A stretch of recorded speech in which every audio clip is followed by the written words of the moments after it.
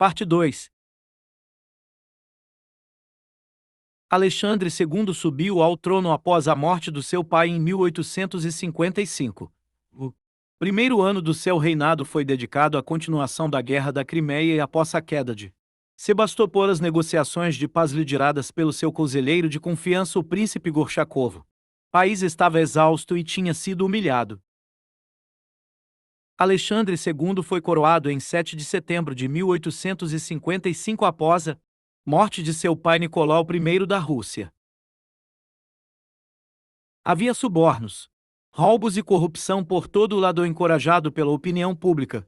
O czar deu início a um período de reformas radicais que incluíram uma tentativa de fazer com que a aristocracia que possuía terras não controlasse tanto os pobres. Uma atitude que tinha como objetivo desenvolver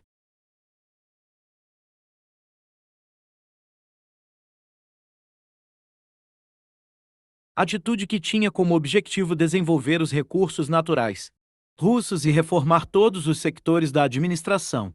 Em 1867, Alexandre vendeu a província do Alasca aos Estados Unidos por $7 milhões, equivalente a cerca de $200 milhões nos dias de hoje, depois de ter reco. Em 1866, houve uma tentativa para matar Alexandre em São Petersburgo, levada a cabo por Dmitry Karakozov, para comemorar o fato de ter escapado por pouco à morte, a qual se viria a referir como acontecimento de 4 de abril de 1866. Foram construídas várias igrejas e capelas em muitas cidades russas. Após a última tentativa de assassinato em fevereiro de 1880, o conde Loris Melikov foi nomeado chefe da Comissão Executiva Suprema e recebeu mais poderes para combater os revolucionários. As propostas de Loris Melikov iriam incluir a criação de uma espécie de parlamento e o imperador pareceu concordar. Como se sabia, todos os domingos durante vários anos, o imperador ia visitar o Mikhailovsk Manege para assistir à chamada militar. Viajava para e regressava do manege numa carruagem fechada acompanhada de 6 cossacos e mais um sentado ao lado do cocheiro. A carruagem do imperador era seguida por 2 trenós que levavam, entre outros, o chefe da polícia e o chefe dos guardas do imperador. A viagem, como sempre, fez-se pelo canal de Catarina e por cima da ponte Pechesky. A estrada era apertada e tinha passeios para os peões de ambos os lados. Um jovem M. Embora a explosão tenha matado um dos cossacos e ferido o condutor, e pessoas que passavam na rua com gravidade, apenas conseguiu provocar danos na carruagem à prova de bala. Um presente do imperador Napoleão III de França. O imperador saiu abalado, mas ileso. Rizakov foi capturado quase de seguida.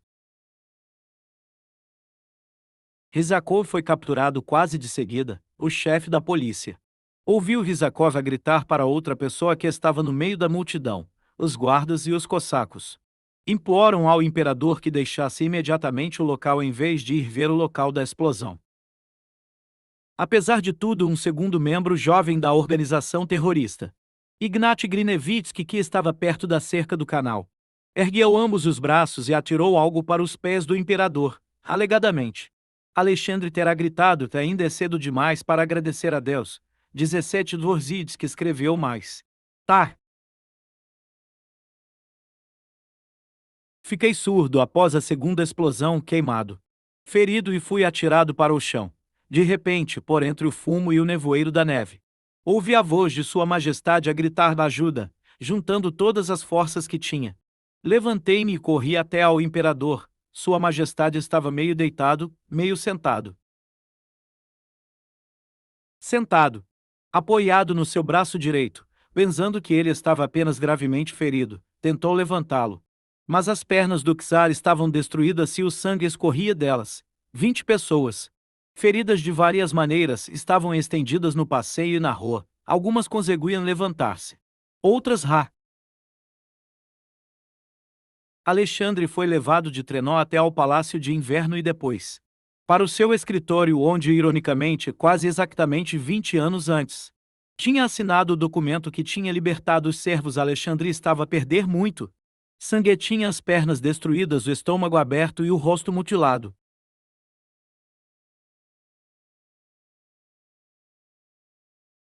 Vários membros da família real apressaram-se para o local. O imperador recebeu a comunhão e a extrema unção quando perguntaram ao médico que estava de serviços Ergeibot em quanto tempo de vida lhe restava. Ele respondeu no máximo 15 minutos, às 3h30 da tarde a bandeira pessoal de Alexandre foi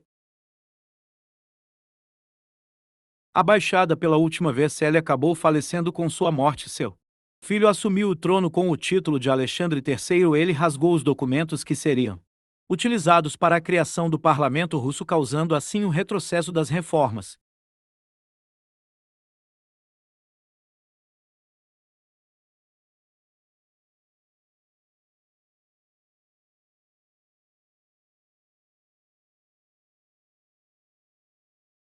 No dia em que Alexandre II foi assassinado, tinha acabado de assinar um decreto que definia a criação de uma comissão consultiva com poderes para aconselhar o monarca.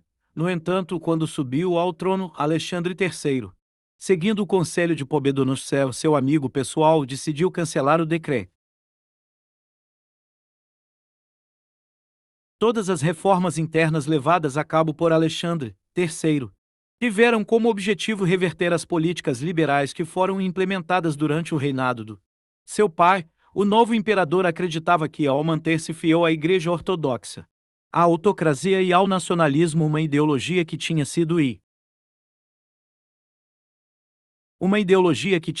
introduzida pelo seu avô, o czar Nicolau, iria salvar a Rússia da agitação revolucionária. O ideal político de Alexandre era uma nação composta por uma única nacionalidade, língua e religião, assim como uma única forma de administração. Tentou levar a cabo esta ideia.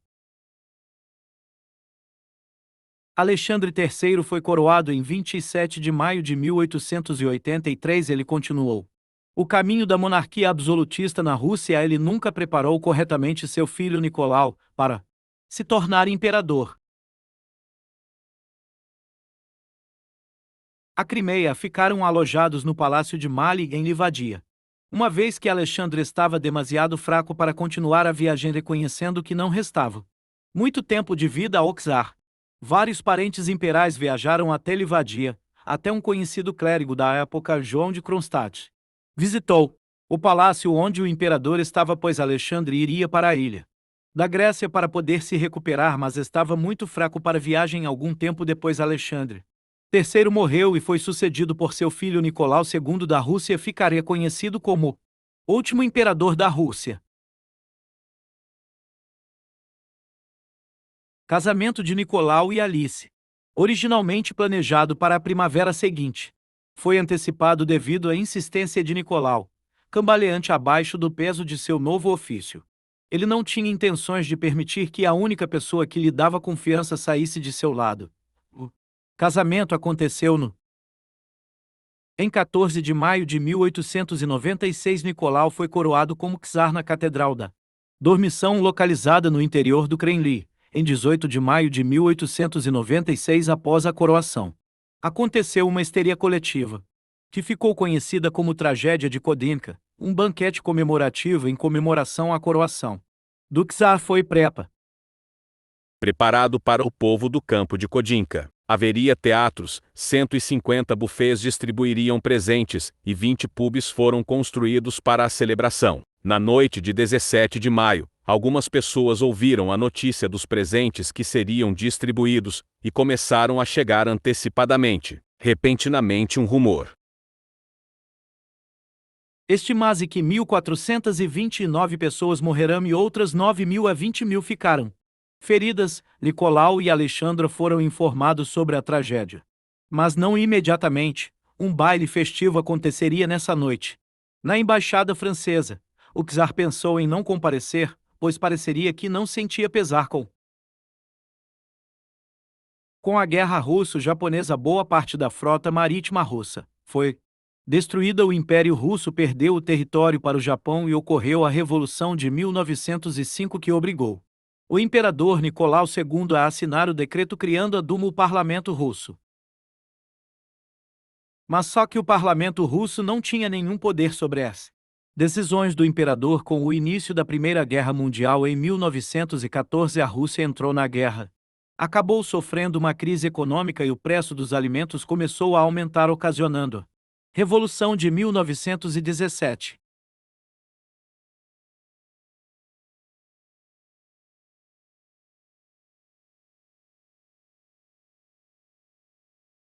Com a abdicação do czar em 1917, o governo provisório assumiu controle da Rússia. Nicolau acabou sendo executado anos depois, após a queda do governo provisório. Pelos comunistas, ele pediu ajuda a Jorge V, seu primo rei da Inglaterra, mas ele negou para não correr o risco de uma revolução acontecer. Nicolau II, sua esposa Alexandra Feodorovna e suas filhas, seu filho herdeiro do trono, foram executados pelos comunistas. Seus restos mortais foram achados anos depois. Pessoal, peço desculpa pela demora de postar o vídeo. Amanhã irei postar o vídeo sobre a história do Império do Brasil. Ficou uma história muito longa, eu irei dividir o vídeo em duas partes, então espero que tenham gostado do vídeo. Valeu!